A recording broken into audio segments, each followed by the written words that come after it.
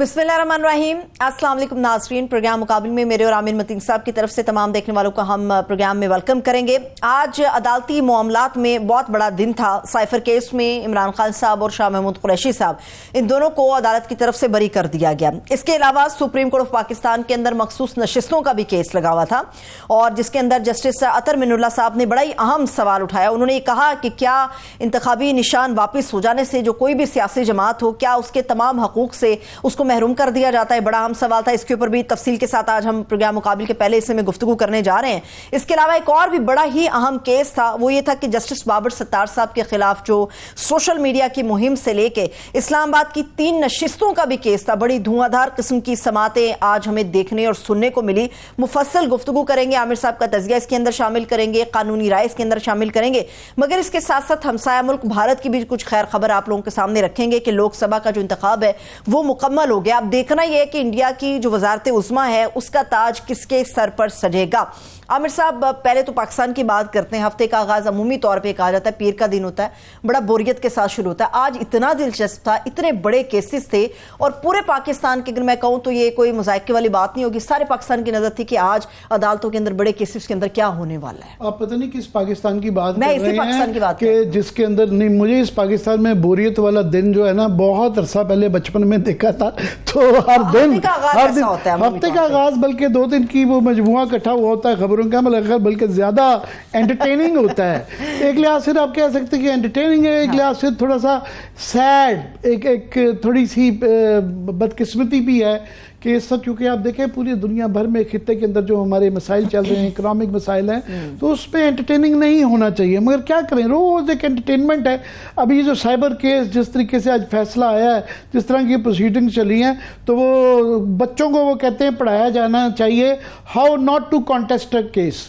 किस तरह क्या वो चीज़ें हैं जो कि इलेक्शन केस लड़ते वक्त वकीलों को नहीं करनी चाहिए। सो उसकी तफसीलात ऑफ कोर्स ये आज की सबसे बड़ी हाईलाइट तो साइबर का केस है कि उसमें इमरान खान और शाह महमूद कुरैशी दोनों की सज़ा मुअत्तल हो गई और बरी हो गए। इमरान खान पे तो क्योंकि और भी केस हैं वो बरी नहीं होंगे, मगर अगर कोई और मजीद केस नहीं डाला जाला तो शाह महमूद कुरैशी साहब उनकी बरियत हो सकती है। मगर ये अकेला केस नहीं है, इस वक्त जो बाकी भी केस चल रहे हैं मुझे इस हुकूमत के लिए बहुत मुश्किलात कर रही हैं, बल्कि मैं समझता हूँ सियासी असरात के हवाले से इससे भी ज़्यादा अहम जो केस है वो ये मखसूस नशिस्तों वाला। उसके अंदर भी आज बड़ी मज़ेदार किस्म की प्रोसीडिंग्स हुई, नोक चोक हुई, जजेस के अंदर नज़र आई एक तलखी नज़र आई, कोई अदालत का माहौल कोई इतना आइडियल नहीं था। पर उस केस की जो असरात हैं वो सियासी बहुत इसलिए हैं और हुकूमत के लिए ख़ास तौर पे कि हुकूमत इस वक्त जो है उनके लिए सबसे बड़ा मसला है बजट। और बजट का उसके 2 इश्यूज उसके आ जाते हैं। एक ये है कि इस वक्त जो 22 सीटें जो है ना मखसूस नशिस्तें वो कैंसिल हुई हुई हैं, ये सस्पेंडेड हैं। तो अगर वो वरना 168 के ऊपर मेजॉरिटी बन जाती 169 पे, अब ये क्वेश्चन आ जाता है कि बजट ये जो पास होगा ये 158 पे होगा या अगर ये पीटीआई को मिल जाती हैं, क्योंकि एक तो पहले ये है कि बजट याद रहे 11 पे चला गया है। गवर्नमेंट की इतनी मुश्किलात हैं, उनके लिए एक लीगल क्वेश्चन आ गया है कि 11 जून को, कभी मुझे नहीं याद पड़ता इतनी लेट आगे गया हो, क्योंकि 30 जून से पहले बजट के पास होना बड़ा ज़रूरी है और उसका एक कोई मैंडेटरी टाइम है जिसके अंदर वो कमेटी के अंदर और पार्लियामेंट के अंदर उसको डिस्कशन उस पर होना ज़रूरी है। बीच में ईद की छुट्टियां भी आ जाती हैं, अव्वल तो एक टाइम कंस्ट्रेंट आ जाएगा। दूसरा ये कि 11 को इसलिए आया है कि 5 जून को प्राइम मिनिस्टर जा रहे हैं चाइना और चीन के साथ भी फाइनेंस मिनिस्टर भी जा रहे हैं और उनका जाना जो है जुड़ा हुआ है बजट से। बजट डिले किया गया उस वजह से, क्योंकि पहले 7 को बताया जा रहा था, 7 को वो क्योंकि चीन के दौरे पे होंगे तो ये 11 को बताया जा रहा है कि शायद अब बजट पेश किया जाएगा। चीन से 3 बड़े फैसले वहां से होने हैं। एक, हम अपना रोल ओवर चाहते हैं कि हमारे लोन्स जो लिए हुए हैं उनको रोल ओवर करवा लें। दूसरा एक क्वेश्चन है कि CPEC 2 कि अभी वो अगले फेज में जाएगा या چین اپنی وہ جو تشویش بتا رہے ہیں سیکورٹی کے حوالے سے، پولیٹیکل سیاسی استحکام کے نہ ہونے پہ، تو یہ ایک دیکھنا ہے کہ وہاں سے کیا وہ میسج آتا ہے۔ تیسرا، ابھی تک تو چین نہیں اس میں نرمی دکھا رہا کہ ہم جو پہلے کے پلانٹ ہیں ان کے اوپر ری نیگوشیٹ کرنا چاہ رہے ہیں کہ جناب یہ ہم افورڈ نہیں کر سکتے، خاص طور پہ انرجی کے پلانٹ۔ ابھی تک وہ کہہ رہے ہیں کہ جناب خبردار اس پہ بات بھی نہ کیجیے گا۔ سو یہ ڈپینڈنٹ ہیں چیزیں، چین کا دورہ جس کی وجہ سے یہ بجٹ ہوگا، اور بجٹ میں یہ کیس کے اندر جو سیٹوں کا جو فیصلہ ہونا ہے اس پہ یہ پھر ہوگا۔ اگر فرض کریں یہ نہیں بھی یہ لٹکی رہتی ہیں سیٹیں تو پیپلز پارٹی پہ ڈیپینڈنٹ ہوں گے بہت زیادہ۔ پیپلز پارٹی نے اپنی شرائط پیش کرنی ہے کہ ہمیں سندھ کے لیے بھی یہ دیں، پرائیویٹائزیشن پہ بھی ان کے تحفظات ہیں، وہ کہیں گے جی اپنی مرضی کا بجٹ پورا چارٹ دیں گے، وہ انگوٹھے پہ گردن پہ انگوٹھا رکھ کے سندھ والے بھی پورا کروائیں گے۔ کے پی میں آج آپ نے علی امین گنڈا پور صاحب کی سن لی، انہوں نے کہا جناب ہمیں بھی آپ کو میچ کرنا پڑے گا، وہاں بھی چونکہ دوسری پارٹی کی گورنمنٹ ہے، پی ٹی آئی کی ہے، وہاں بھی پرابلم ہے۔ پنجاب میں مریم بی بی بھی وہ چاہتی ہیں کہ ہماری اپنی گورنمنٹ ہے، ان کو بھی زیادہ پیسہ چاہیے۔ بلوچستان بہت حساس صوبہ ہے، ان کو بھی زیادہ پیسہ چاہیے۔ سو بجٹ کرنا جو ہے ان سیاسی کیسز کے ساتھ بڑا امپورٹنٹ ہے۔ آف کورس پھر نیب ترامیم کا کیس ہے، عدت کا کیس ہے، 190 ملین پاؤنڈز کا کیس ہے، یہ چل رہے ہیں۔ مگر سب سے اہم تو جو شروع کرتے ہیں ہمارے ساتھ ثاقب بشیر صاحب ہمارے کورسپونڈنٹ ہیں، بہت نام کمایا ہے انہوں نے عدالتی پروسیڈنگز کو کور کرنے میں۔ تو میں اس سے سائفر سے شروع کروں گا، صرف 2-3 چیزیں۔ پہلے تو یہ کہنا کہ یہ بڑا ایک اس طرح کا امپورٹنٹ کیس تھا، مگر آج عدالت کے اندر جس طرح کی آبزرویشن آئی ہیں کہ عدالت ان کا یہ کہنا کہ جناب یہ آپ نے جو پچھلی دفعہ جس طریقے سے یہ کیا گیا تھا، جس جلدی میں کیا گیا تھا، تو تمام ہی وکلاء ایون رانا ثناء اللہ یہ کہہ رہے تھے کہ جناب جس طریقے سے اس کو تیزی سے نپٹایا گیا ہے، پروسیجرل اس کی فالٹ تھی، تو یہ نظر آ رہا تھا کہ اس کا کسی کو حیرانی نہیں ہوئی ہے کہ یہ جو فیصلہ آیا ہے۔ عدالت کا خود یہ کہنا کہ 342 کا مکمل ابھی بیان ہوا نہیں تھا جب ماتحت عدالت سے سزا ہوئی، تو اسی 1-2 گھنٹے کے اندر 77 صفحے کا 1.5 گھنٹے میں جج صاحب نے 77 صفحے لکھ دیے۔ یہ گنیس بک آف ریکارڈ ہونا چاہیے اگر انہوں نے 77 صفحے کا فیصلہ جو ہے 1.5 گھنٹے میں تحریر کر، یعنی جس سے یہ جج صاحب کہ یہ امپلائی کر رہے تھے کہ یہ فیصلہ کیا پہلے ہی لکھا ہوا تھا۔ پھر جو باقی آبزرویشنز بھی تھیں اعظم خان کے بیان کے اندر تضادات، پھر وہ جس طریقے سے آخر میں لٹکانے کا، میرا تفصیلات ثاقب سے پوچھتے ہیں۔ ثاقب ذرا ہمیں آج سائفر کا جس طریقے سے فیصلہ آیا، کیا آبزرویشن سی، کیا ماحول تھا، اس پہ ذرا ہمیں روشنی ڈالیں۔ ایک تو عامر صاحب اس جو سائفر کا فیصلہ آیا ہے یہ حکومت کے لیے میرا خیال ہے ایک سٹیپ آگے کا سیٹ بیک ہے، ایک روٹین کا سیٹ بیک نہیں ہے، کیونکہ ایک طرف تو سب کہہ رہے تھے اور عمران خان کے وکیل بھی کہہ رہے تھے کہ فیئر ٹرائل نہیں ہوا، پھر پروسیکیوشن نے بھی کہنا شروع کیا کہ فیئر ٹرائل نہیں ہوا۔ تو اس کے باوجود جو سلمان صفدر تھے انہوں نے کہا کہ جو کچھ ہوا ہے اسی کو دیکھ کر عدالت فیصلہ کر دے۔ مطلب یہ ہے کہ اگر ون سائیڈڈ بھی ٹرائل ہوا ہے اسی کو دیکھ کر فیصلہ کر دیں، اس کے باوجود میرٹ پر یہ کیس نہیں بن سکا۔ تو اس لیے یہ ایک درجہ آگے کا جو ہے وہ سیٹ بیک ہے۔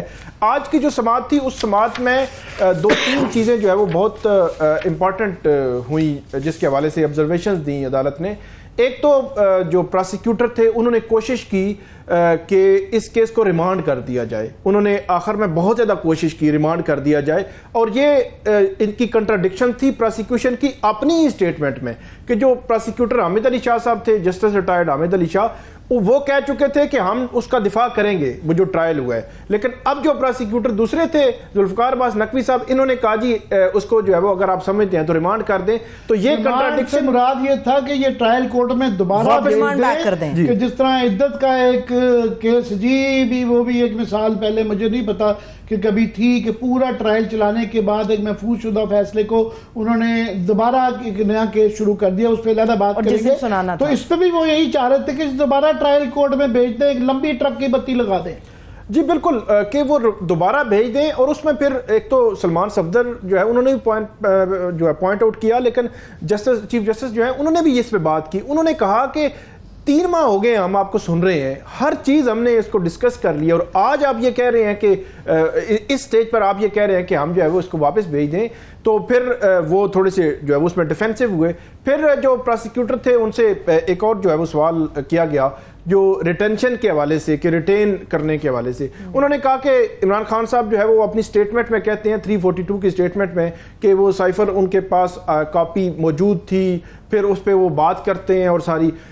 قانون یہ ہے کہ 342 کی جو سٹیٹمنٹ ہے آپ کو ایز اے ہول اس کو لینا پڑے گا. ایسا نہیں ہو سکتا کہ پروسیکیوشن کہے کہ جو سوال ان کے حق میں جو ہے وہ فیور میں آ رہا ہے اس کا جواب تو وہ لے لیتے ہیں, لیکن باقی کو چھوڑ دیں گے, یہ نہیں ہو سکتا. یہ عدالت نے بھی ان کو کہا کہ یہ نہیں ہوگا, کیونکہ اس 342 کی سٹیٹمنٹ میں اس نے جو عمران خان صاحب ہیں انہوں نے جنرل باجوہ اور ان کے حوالے سے بھی بہت سخت باتیں کی ہوئی ہیں. اگر وہ لینا چاہیں تو پھر تو وہ پوری آپ کو ہول لیں, بٹس اینڈ پیسز میں نہیں لے سکتے, سلیکٹ کریں گے یہ پیراگراف لینا ہے, یہ پیراگراف نہیں لینا. بالکل. تو اس پہ جو پراسیکیوٹر تھے وہ پھر تھوڑا ڈیفینسو ہوئے. پھر عدالت نے ان کو کہا کہ ملزم جو مرضی ہے کہ سیٹل لا ہے کہ پراسیکیوشن نے جو برڈن آف پروف آپ پہ ہے, آپ نے یہ ہر چیز ثابت کرنی ہے کہ یہ کیسے ہوا, کب ہوا. پھر عدالت نے کہا کہ آپ نے ایک بندے کو جیل میں رکھا ہے اور 14 سال کی سزا یا سزائے موت دینی ہے, تو آپ کیسے ہو سکتا ہے کہ ایک چیز ایگزسٹ نہیں کرتی. اور وہ بات سائفر بھی کر رہے تھے. چیف جسٹس نے کہا کہ کم سے کم آپ اتنا تو کر لیتے کہ ٹرائل جج کو وہ کاپی کلاسیفائیڈ, انہوں نے جب کہا کہ وہ کلاسیفائیڈ ڈاکومنٹ, انہوں نے کہا کلاسیفائیڈ ڈاکومنٹ عدالت کو پیش کرنے اور جج کو دکھانے کا ایک پورا طریقہ کار موجود ہے. اس میں ان کیمرہ پروسیڈنگز کر دی جاتی ہیں, غیر متعلقہ لوگ باہر چلے جاتے ہیں اور وہ جج کے سامنے آپ وہ انویلپ رکھتے ہیں, وہ کھولتے ہیں. جج نے اگر صرف خود دیکھنا ہو تو وہ جج دیکھتا, اس کو ایگزامن کرتا, اس کو بند کر کے آپ کے حوالے کر دیتا. تو وہ کلاسیفائیڈ ڈاکومنٹ جو ہے وہ اس طرح استعمال کیا جاتا ہے. اس کا یہ ہرگز مطلب نہیں تھا کہ وہ کہتے ہیں کہ آپ نے سزا دے دی, 14 سال کی بھی دے دی, 2 سال کی سزا بھی دے دی, لیکن جس ڈاکومنٹ کی بنیاد پر کہ کون سی چیز مس یوز ہوئی ہے وہ آپ نے بتایا نہیں. پھر ایک اور جو بات انہوں نے کی کہ جو اینیمی کنٹری ہے اس نے پاکستان کی سٹیٹ کو نقصان پہنچایا. انہوں نے کہا کوئی ایک سنگل پیس جو ہے وہ آپ دکھا دیں کہ جہاں پہ آپ نے یہ ثابت کیا ہو, آپ کی کسی گواہ نے یہ بات کی ہو کہ پاکستان کی سٹیٹ کو اس سارے معاملے سے نقصان ہوا ہے, تو اس پہ بھی کوئی جو ہے وہ ایسی کوئی چیز جو ہے وہ پیش نہیں کر سکے. اعظم خان کی سٹیٹمنٹ پہ ڈائریکٹلی انہوں نے کہا کہ اعظم خان کی سٹیٹمنٹ کا ایک حصہ تو اعظم خان آپ کا گواہ ہے, لیکن اس کی سٹیٹمنٹ کا ایک حصہ جو ہے وہ عمران خان صاحب کو سپورٹ کر رہا ہے. کہ اعظم خان خود کہہ رہا ہے کہ مجھے پرائم منسٹر نے کہا کہ آپ یہ کاپی جو ہے وہ مس پلیس ہوئی ہے, اور مجھے پرائم منسٹر نے کہا کہ آپ ملٹری سیکٹری سے اور جو آفس کا سٹاف ہے ان کو کہیں کہ اس کو تلاش کریں. اور پھر اعظم خان کہتے ہیں یہی بات میں نے فارن آفس کو بھی بتا دی, 28 یا 29 مارچ کی بات ہے کہ یہ میں نے بتا دی کہ وہ کاپی جو ہے مس پلیس ہوئی ہے. تو انہوں نے کہا کہ یہ تو پھر جو آپ کہہ رہے ہیں کہ انہوں نے جان بوجھ کے کیا اور اس کے پیچھے بدنیتی تھی, یہ چیزیں تو پھر اس بیان, جب اعظم خان آپ کا کی وٹنس ہے اس کے بیان کی موجودگی میں تو آپ کا اپنا کیس جو ہے وہ کمزور ہوتا ہے, اور یہ چیز تو ان کو فیور کرتی ہے.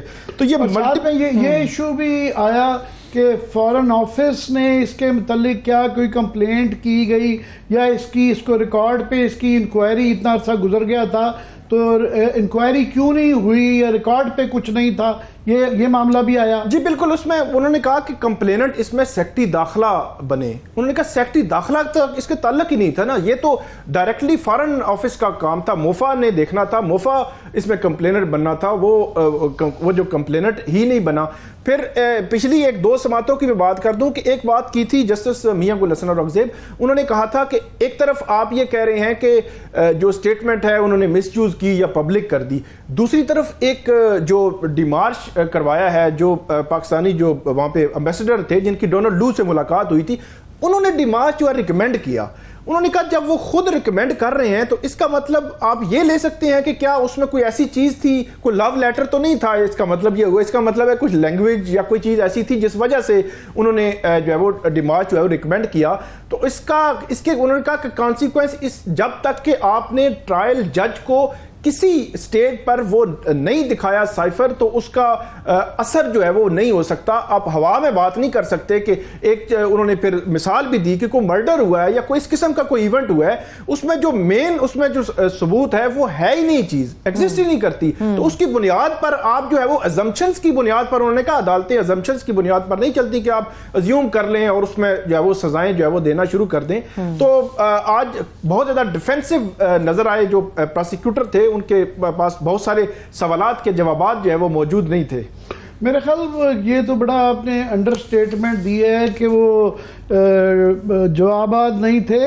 میں سمجھتا ہوں انگریزی میں, کیونکہ سخت ہو جاتا ہے مگر کیونکہ انگریزی میں کہہ دو تو لوگ برا نہیں مناتے, کہ literally egg on the face, کہ آپ دیکھیں اتنا امپورٹنٹ ایک کیس تھا جس کے اندر سزائے موت کی امکان ہے. سارے پاکستان کی سیاست اس پہ ڈیپینڈنٹ ہے. ایک سابق وزیر اعظم, ایک سابق وزیر خارجہ کا کیس تھا, اور پروسیکیوشن جو تھی وہ بالکل آئیں بائیں شائیں بالکل کر رہی ہیں, پہلے اس طریقے سے لٹکا رہی ہیں, پھر اب وہ بالکل آخر میں آ کے بالکل جواب ایک بچگانا تھا. تو یہ کیا کیپیسٹی کا ایشو ہے کہ یہ کیونکہ سیاسی عزائم تھے, تو کیا اس کے پیچھے اب یہ جو آج فیاسکو ہوا ہے فرام دی پروسیکیوشن سائڈ, اس کو کیسے آپ اس کو کیسے آئیڈینٹیفائی کریں گے؟ کیپیسٹی کا ایشو تو میرا خیال ہے نہیں کہہ سکتے. 3 اسپیشل پروسیکیوٹر تھے ٹرائل کورٹ میں, یہاں پہ بھی 2 پروسیکیوٹر تھے, اسپیشل پروسیکیوٹرز مطلب کیے گئے تھے. اور اس میں خاص طور پر ایک چیز میں ایڈ کر دوں کہ جو موفا کے کچھ گواہ تھے جو بیرون ملک سے آتے رہے ہیں, یہ خود پروسیکیوشن نے بتایا کہ وہ بیرون ملک سے صرف سٹیٹمنٹ کے لیے آتے رہے ہیں. تو اس کا مطلب یہ ہوا کہ ان کے بھی اخراجات ہوئے ہیں, کہ یہ پبلک ایکسچیکر کا خرچہ کتنا ہوا ہے یہ بھی پتہ لگانا بہت ضروری ہے, کیونکہ پوری سٹیٹ جو ہے وہ اسٹیٹ مشنری جو ہے وہ کہیں نہ کہیں ایکٹیو تھی ان کے ساتھ, ایف آئی اے کے ساتھ, یا ایف آئی اے جب جس کو پروسیکیوٹ ڈے 1 سے جو ہے وہ کر رہی تھی, تو اس میں وہ بھی چیز جو ہے وہ میرا خیال ہے پتہ لگانا جو ہے وہ بہت ضروری ہے کہ وہ خرچے کتنے ہوئے, کس نے کیا کیا ہے.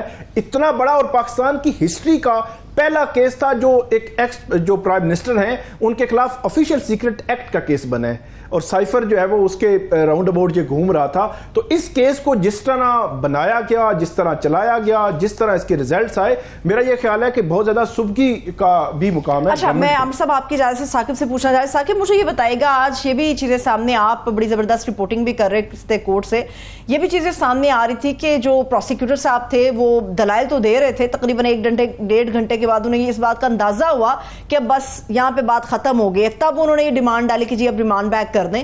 تو نقطہ کیا تھا جہاں پہ انہیں لگا کہ اب ہم پھنس گئے ہیں تو چیزیں واپسی کی طرف جانی چاہیے؟ نہیں, وہ نقطہ بنیادی طور پر تو نقطہ یہی تھا نا کہ جب کوسچنز ایسے ہو رہے تھے کہ جہاں پہ وہ ثابت نہیں کر پا رہے تھے مختلف پوائنٹس کو, کیونکہ 4 سیکشنز تھیں, ایک تو انیمی کنٹری والا اور ایک ریٹینشن مس یوز, اور اس قسم کی 4 سیکشنز تھیں جن میں 3 میں 2 سال کی سزا تھی اور ایک میں 14 سال یہ سزائے موت جیت تھی. تو چاروں سیکشنز میں جو وہ ثابت نہیں کر پا رہے تھے تو پھر انہوں نے پھر فوکس کر لیا. انہوں نے کہا کہ عدالت اگر اس پوائنٹ پہ پہنچے کہ یہ فیئر ٹرائل نہیں تھا, یہ ان کو ڈیو پروسیس نہیں دیا گیا, تو پھر عدالت میرٹ کو بالکل ٹچ ہی نہ کرے, اور میرٹ کو ٹچ کیے بغیر اس کو جو ہے وہ ریمانڈ بیک کر دے, اور دوبارہ ٹرائل جج جو ہے وہ اس کو دیکھے اور اس کو سن لے. اس کا مطلب تو پھر ڈائریکٹلی یہی تھا کہ وہ جو ملزم کی سائیڈ ہے ان کے وکلا سارے اپنے پتے شو کر چکے تھے, اور 4 مہینے انہوں نے لگائے, 4 ماہ میں انہوں نے جتنی بھی چیزیں تھی اس میں اپنی فیور کے لیے,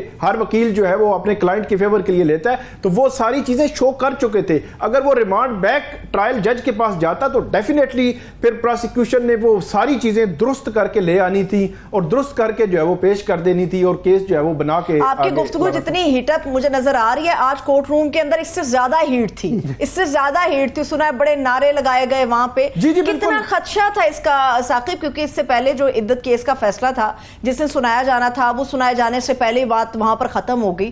آج اس کا بھی محفوظ فیصلہ جو ہے کچھ دیر کے بعد کہا گیا 10-15 منٹ بعد سنایا جائے گا. تو وہاں پر سچویشن کیا تھی, کیا ماحول کیا تھا وہاں؟ آج تو اچانک مطلب ایک ڈیولپ ہوئی سچویشن کہ جج صاحب نے جب سنا تو وہ جب بینچ اندر گیا تو اس لمحے پتا چلا کہ شاید آج جو ہے وہ فیصلہ آ سکتا ہے. انہوں نے کہا 10-15 منٹ میں ہم آ رہے ہیں. تو پھر ہلچل مچ گئی.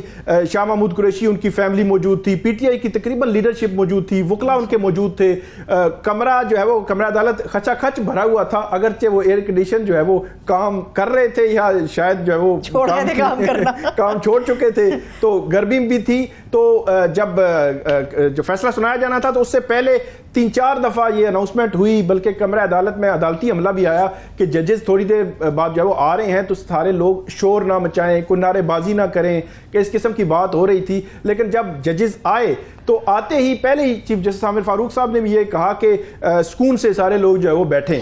تو لیکن یہ بتائیں کہ اب عمران خان کے اوپر تو ابھی اور کیسز ہیں, $190 ملین والا بھی کیس ہے, پھر وہی پاؤنڈز کا 190 ملین پاؤنڈز والا کیس بھی ہے, پھر توشہ خانے کی بھی نئی کچھ شاخیں کھل رہی ہیں, تو وہ ایکسٹینشن کا بھی پتہ نہیں کیا بنتا ہے.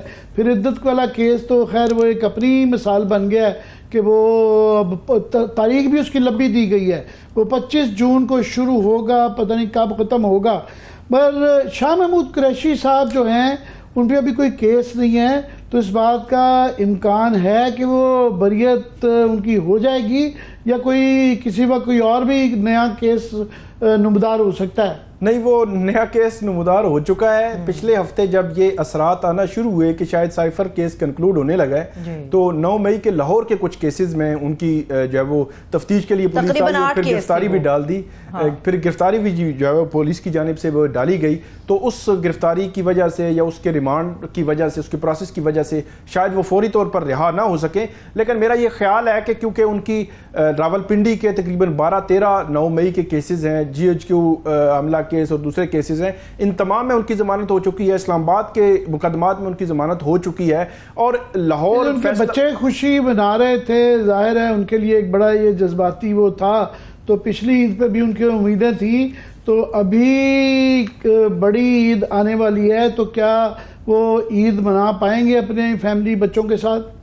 نہیں, آپ کہہ رہے ہیں کہ زیادہ امکان نہیں ہے. نہیں, منا بھی سکتے ہیں. اس کی وجہ میں یہ بتا رہا تھا کہ کیونکہ ان پر وہ 109 کا چارج ہی ہے کہ وہ انہوں نے ابھارا یا معاونت کی, اس طرح کا. مطلب ان کی اگر جو گراؤنڈ راولپنڈی ہے اسلام آباد میں اگر ضمانتیں ہو گئی ہیں تو لاہور میں بھی اسی گراؤنڈ پہ ہونی ہے, وہی ان پہ الزام ہے, تو وہ ضمانتیں ہو بھی سکتی ہیں. انہی جو ہے وہ ان کی میرا خیال ہے ویسے یہ اس کے اندر بھی جس طریقے سے آپ نے کہا جی سبکی کے ساتھ کیا گیا, مگر جس طریقے سے یہ بنایا گیا تھا جج صاحب کے لیے بھی, کسی جج کے لیے بھی بڑا مشکل ہو جاتا ہے اس کو جسٹیفائی کرنا.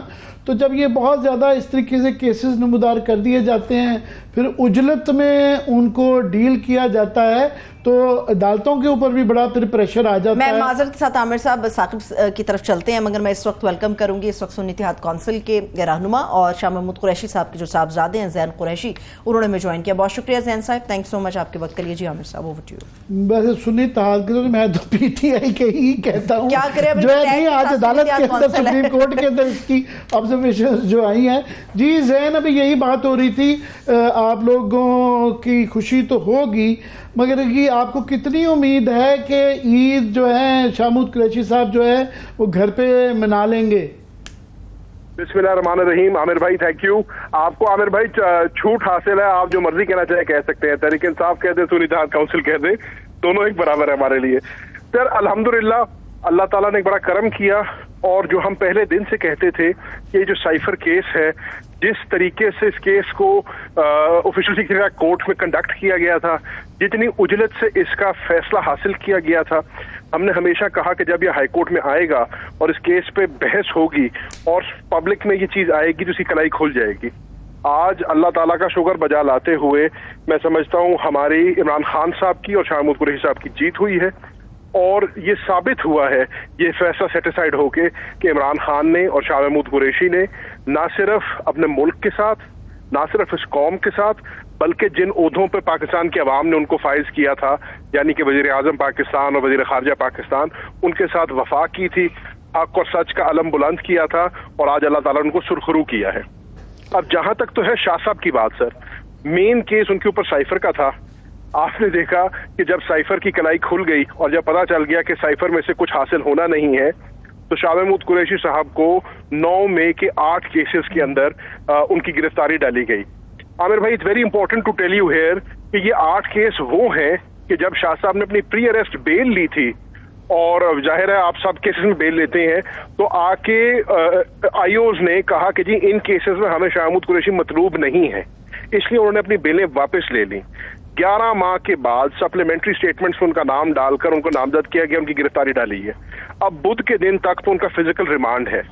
بدھ کو انشاءاللہ ہم ریمانڈ کو چیلنج بھی کریں گے اور اس کے بعد انشاءاللہ ان کے لیے پوسٹ ریسٹ بیل کے لیے بھی جو ہے کوشش کریں گے. تو انشاءاللہ آپ کے سوال کا جواب انشاءاللہ ہم بڑے پر امید ہیں کہ اگر اور کوئی ایسا کیس نہ آ گیا جس میں سال کے بعد شاہ محمود قریشی کی درکار ہوں گے انہیں, انشاءاللہ وہ عید اپنے گھر پہ آ کے کریں گے. میں سمجھتا ہوں کہ یہ جس طرح آج کے کیسز میں بھی ایک پروسیکیوشن کے لیے بڑا ایک مزگا کیس تھا, ججز کے پاس بھی کوئی چوائسز نہیں رہتی ہیں. جب آپ 100-150 کیس بنا دیتے ہیں اور اس طریقے سے بناتے ہیں تو پھر ججز کے اوپر بھی پریشر آ جاتا ہے کہ ایک ظاہر ہے ان کا بھی ایک امتحان ہوتا ہے. تو یہ اس طریقے سے اس کا کوئی اتنا میں دیکھتا ہوں کہ کوئی عقل مندی بھی نہیں ہے اس طرح کے کیسز بنا دینا. عامر بھائی جو 9 مئی کی کیسز ہیں ان کے بارے میں تو یہ ہے کہ وہ ایسے بنائے گئے ہیں کہ 6 شہروں کے اندر فرق 6 دہشتگردی عدالتوں میں لوگوں. شاہ محمود قریشی صاحب مجھے جو یاد پڑتا ہے غالباً کراچی میں تھے اس وقت جب یہ 9 مئی والے دن. بالکل جی, 9 مئی کو میری والدہ کی سرجری تھی, وہ خود آغا خان ہسپتال میں تھے.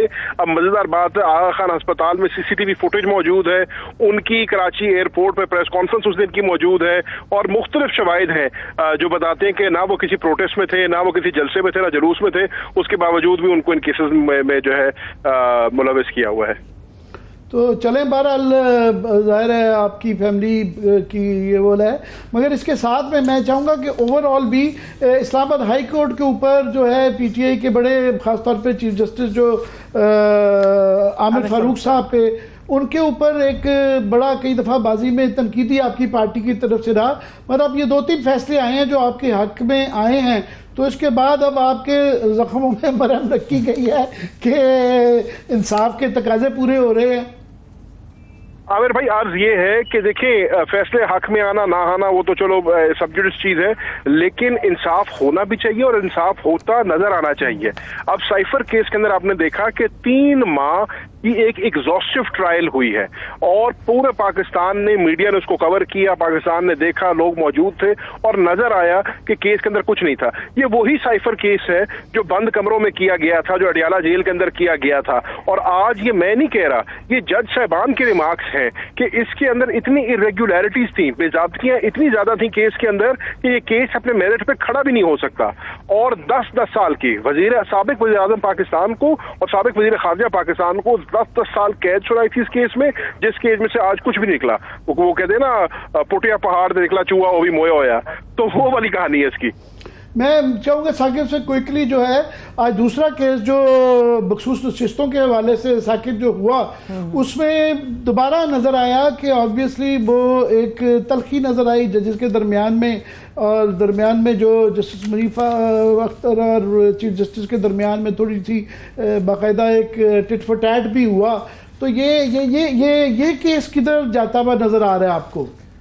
ابھی عامر بھائی آپ میرے سے بہتر سمجھتے ہیں, لیکن جو آج ہم نے لائیو اس کی ٹیلی کاسٹ دیکھی اور جیسے آپ نے درست نشاندہی کی, آنریبل جسٹس منیب اور چیف جسٹس پاکستان صاحب کی آپس میں تھوڑی سی اس میں تلخی بھی ہوئی, پر اس میں جج صاحب کا بھی یہ کہنا تھا, جسٹس منیب صاحب کا کہنا تھا کہ جی یو کی not speak to my mind, کہ میں نے کیا فیصلہ کرنا یا نہیں کرنا اس کے اوپر کوئی اور فیصلہ نہیں کر سکتا, اور ہر جج جو ہے وہ اتنا ہی اختیار رکھتا ہے بینچ کے اوپر سوال جواب کرنے کا. تو انشاءاللہ ہم تو بڑے پر امید ہے, پاکستان تحریک انصاف بڑی پر امید ہے کہ یہ مینڈیٹ پاکستان تحریک انصاف کا تھا, یہ ووٹ پاکستان تحریک انصاف کے کارکنان نے آگ کا دریا عبور کر کے ہمیں دیا تھا, اور ہمیں ہماری ریزرو سیٹ ہمارے حصے کی ملنی چاہیے, اور انشاءاللہ بڑے پر امید ہے کہ فیصلہ پاکستان تحریک انصاف کے حق میں آئے گا.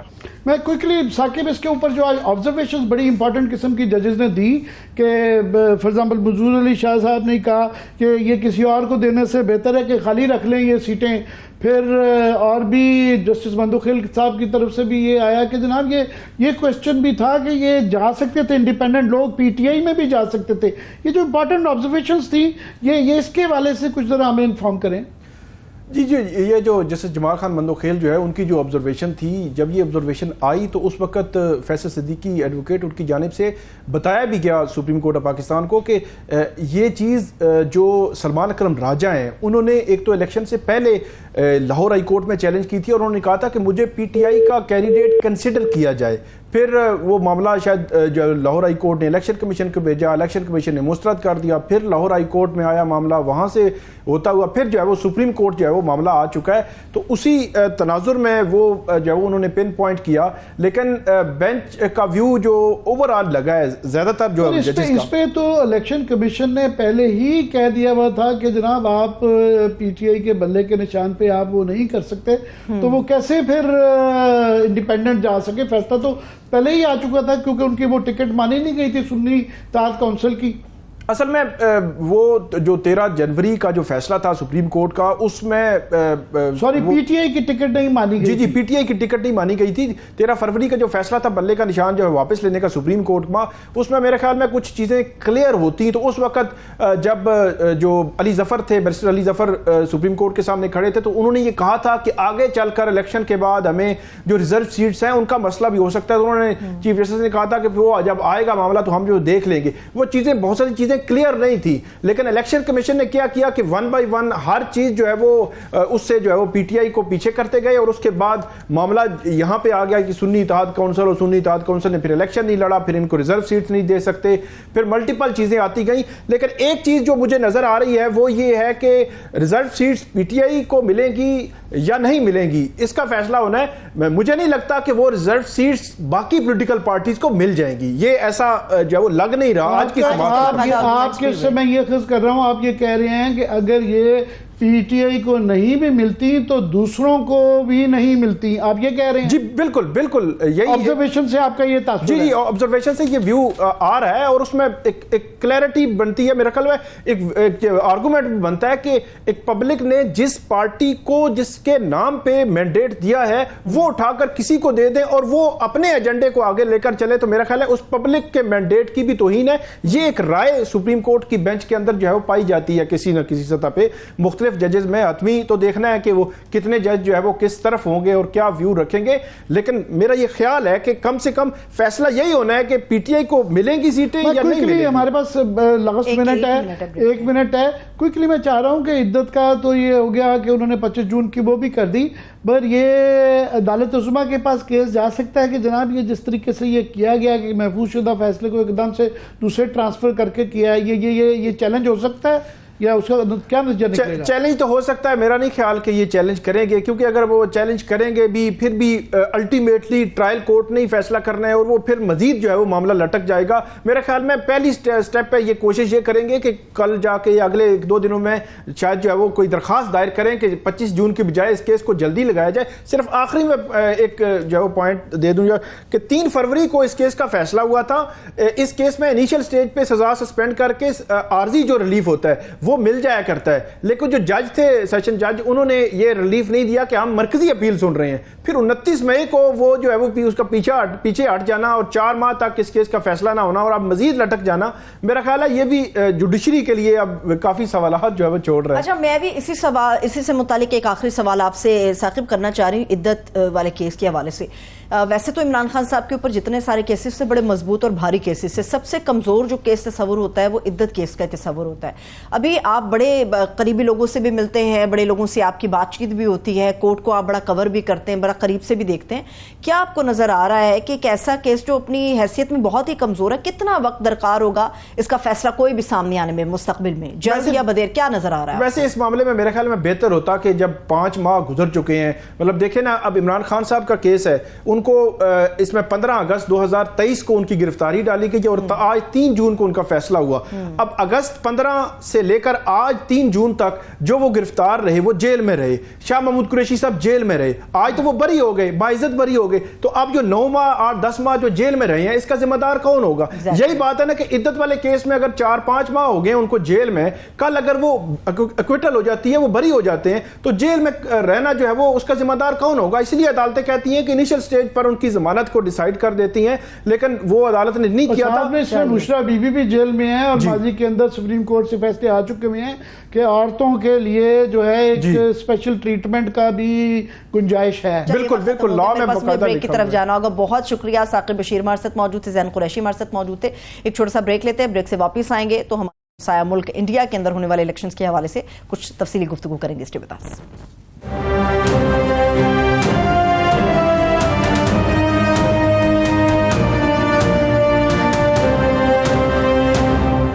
بریک کے بعد ایک بار پھر سے خوش آمدید کہیں گے. پاکستانی سیاست کے اوپر بات کر چکے, اب کچھ ہم سایہ ملک بھارت کے حوالے سے بھی عامر صاحب خبر لیتے ہیں. وہاں پر بھی لوک سبھا کا انتخاب مکمل ہو گیا جی. اب تو تقریباً سسپینس تقریباً ختم ہی ہونے جا رہا ہے. کل جو ہے فیصلہ آ جائے گا. تو ہمارے ساتھ نروپا سبرامنیم ہیں, سینئر جرنلسٹ, پاکستان میں بڑا عرصہ رہی ہیں, ہندو بہت مین سٹریم کے اندر وہاں پرچوں میں کام کر چکی ہوئی ہیں. میں ڈائریکٹلی ٹاس کرتا ہوں نروپا سبرامنیم سے.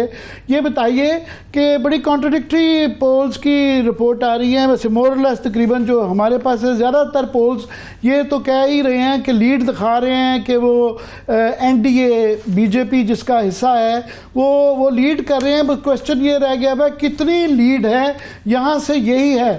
ماضی میں ایگزٹ پولز اچھے بھی آتے رہے, برے بھی آتے رہے, تو ابھی کیا لیٹسٹ سچویشن ہے؟ تو جیسا آپ نے کہا کہ ایگزٹ پولز آ گئے ہیں اور سارے جو ایگزٹ پولز ہیں قریب 9 یا 10 ایگزٹ پولز سب N D A and B J P کو بہت ریزاؤنڈنگ وکٹری دے رہے ہیں. میننگ 350 سے کم تو کسی نے بولا ہی نہیں ہے. 350 to 401 کے رینج میں سارے ایگزٹ پولز نے بتایا ہے. 543 سیٹس ہوتے ہیں ہمارے لوک سبھا میں, تو this will be really big victory for the N D A if it happens like that. But the thing is that a lot of people have been puzzled because the reports from the ground جو تھی وہ ساری یہی بتا رہی تھی کہ تھوڑا سا ہے ڈسگرانٹلمنٹ ہے, ان امپلائمنٹ کی وجہ سے, بے روزگاری کی وجہ سے اور یا انفلیشن کی وجہ سے, ان سب چیزوں کو لے کے کافی جگہوں پہ there was a little anti incumbency جس کو کہتے ہیں وہ تھا against B J P and against the N D A. تو اب دیکھتے ہیں کیا ہوگا. مطلب کل ریئل کاؤنٹنگ ہے اور کانگریس نے کہا ہے کہ دے آر ویری کانفیڈنٹ کہ ان کی 295 سیٹس بن رہی ہیں. تو یہ کس بیسس پہ کہہ رہے ہیں ابھی سمجھ میں نہیں آ رہا, بیکاز جو سارے پولز ہیں, سارے ایگزٹ پولز ہیں, سب بتا رہے ہیں کہ they are going to get just over 100 seats, اور ایک پول تو ان کو بلو 100 بھی بتا رہا ہے. سو it's very suspenseful. کل کا انتظار ہے. کل کا نروپا جو یہاں سے ہمیں نظر آ رہا ہے کہ یہ 3rd time prime minister Modi کے بننے سے, اور جس طرح کہ وہ 400 کا وہ کلیم کرتے تھے, اگر اس کے قریب 350 اور 400 کے درمیان ان کی سیٹیں آ جاتی ہیں تو یہ پولیٹیکل لینڈسکیپ انڈیا کا کیا تبدیل ہونے جا رہا ہے. اس سے اس سینس میں کہ جو ریجنل پارٹیز کا رول تھا, بھی بتایا جاتا ہے کہ ساؤتھ سے تامل ناڈو, کیرلا, کرناٹکا, وہاں بھی بی جے پی کی جا رہی ہے, اور ایسٹ میں ایسٹ سائڈ پہ بھی جو ہے ان کی انفلٹریشن جو ہے, پولیٹیکل انفلٹریشن جو ہے وہ بہت بڑھ رہی ہے. انفلٹریشن آپ نے یہ ورڈ جو استعمال کیا ہے, I know it's controversial in India. Penetration, let's say penetration. Penetration is a better word probably. It's very fun. No, penetration, yes, they are expected to make many gains in the south. Tamil Nadu se start karke in Kerala. Some exit polls are saying the left front will not win a single seat in Kerala, which seems impossible. but maybe there's an anti-incumbency against the left government there. And they're saying that they will make BJP will make a lot of gains in Tamil Nadu, which will also be a big thing for the BJP, because so far they did get one seat in the past in the Lok Sabha, but not in 2019. It was in the election before that. और इसको लेके अगर इनकी सब जगह games हो जाती हैं, it means yes, you're right, the political landscape is set for change. In fact, Mr. Modi is so confident कि उन्होंने कल एक मीटिंग भी कर ली, रिव्यू मीटिंग के 100 days प्लान उनका क्या होगा, सब ब्यूरोक्रेट्स के साथ उनकी मीटिंग हुई. So he seems very confident. और अब क्या क्या आने वाला है, उनके एजेंडा में क्या क्या है. एक तो हमारे जो होम मिनिस्टर हैं उन्होंने कह दिया कि यूनिफॉर्म सिविल कोड लेके आएंगे, तो वो तो एक है ही है. And citizenship amendment act is already been rolled out, so that is also there. These are their ideological. Today the election commissioner has said, जब उनसे पूछा गया कि चीफ इलेक्शन कमिश्नर ने आज बड़े दिनों बाद प्रेस कॉन्फ्रेंस की, तो उनसे पूछा गया कि आपने ये जो उनके स्पीच पे क्यों नहीं एक्शन लिया, तो उन्होंने कहा कि हम जो टॉप 2 हैं दोनों पार्टी से, उनको हम बिल्कुल टच नहीं करना चाह रहे थे, क्योंकि वो स्टार कैंपेनर्स हैं अपनी पार्टीज के. तो उन्होंने ये कह के he got away with that. But कभी-कभी इस इलेक्शन में मीनिंग हमारे जो इलेक्शन कमिश्नर का है कॉन्डक्ट रहा है वो काफी कंट्रोवर्शियल रहा है. And it has sometimes reminded us that we are not that different from the other countries in the reason. This has been the big learning for us. हमारे कुछ पाकिस्तान के असरात जो हैं इंडिया में भी पहुंचने शुरू हो गए हैं. मैं ये पूछना चाह रहा था कि अभी जो आपसे शुरू में जब इलेक्शन कैंपेन की बात हुई, आपने कहा कि उन्होंने क्लेम कहा है, तो अब इंडिया का कैरेक्टर पॉलिटिकल सोशल कल्चरल तब्दील होने का एक काफी ज्यादा इम्कान नजर आता है. नहीं, देखिए, ये जो अगर इनको मैंडेट मिल रहा है, इतना भारी मैंडेट मिल रहा है, जो वॉइसेस फ्रॉम द ग्राउंड है, जो रिपोर्टाज में जो सामने आया है, यही है कि पीपल आर वेरी अनहैप्पी कि उनको नौकरियां चाहिए, उनको रोजगार चाहिए, उनको they want to come out of their poverty. और ये बहुत साफ हो गया इस कैंपेन में. सो अगर मोदी जी वापस आते हैं इस इलेक्शन में, तो उनको they have to pay attention. जो प्रॉब्लम्स हैं इंडिया के, उनको they have to seriously resolve those problems. ये नहीं कि और बनाएंगे या कुछ आइडियोलॉजिकली जो भी उनको लेके चलेंगे, बिकॉज उसके अब साफ हो गई है कि डिमिनिशिंग रिटर्न्स. देखो, जो उन्होंने था जनवरी में मंदिर का इनॉग्रेशन किया था, उसका कोई रेजोनेंस नहीं था इन द इलेक्शन. उससे कोई वेव नहीं पैदा हुआ, उससे कुछ नहीं पता चला कि उसी के जरिए मोदी जी के लिए वोट. सो आप ये कह रही हैं कि ये जॉब्स और ये इकोनॉमिक फैक्टर्स ही रहे, मगर आम वोटर ये अगर वो जीतते हैं तो ये कह रहा है कि कांग्रेस इंडिया जो एक अलायंस बनी थी उनसे बेहतर डिलीवर एनडीए कर सकती है, इसलिए वोट मिलेगा. I think so. So, yes, am I right to assess this? Yeah, it may be because of that. Because a lot of people जो on the ground लोग कह रहे थे कि रोजगार नहीं है या महंगाई है, जो भी है, पर the subtext may have been, उसका जो subtext यही रहा होगा कि अगर वोट डाल रहे हैं बीजेपी को, तो यही रहा होगा कि Modi can deliver these promises better or on these issues better. यही रहा होगा. चले, ये इलेक्शन के रिजल्ट आ जाएंगे फॉर्मली तो दोबारा आपको तंग करेंगे. बहुत बहुत शुक्रिया निरूपा सुब्रमण्यम. बहुत शुक्रिया, थैंक्स सो मच. देखने वालों का भी शुक्रिया. मुझे इजाजत दीजिए, अपना बहुत सा ख्याल रखिए. खुदा हाफिज.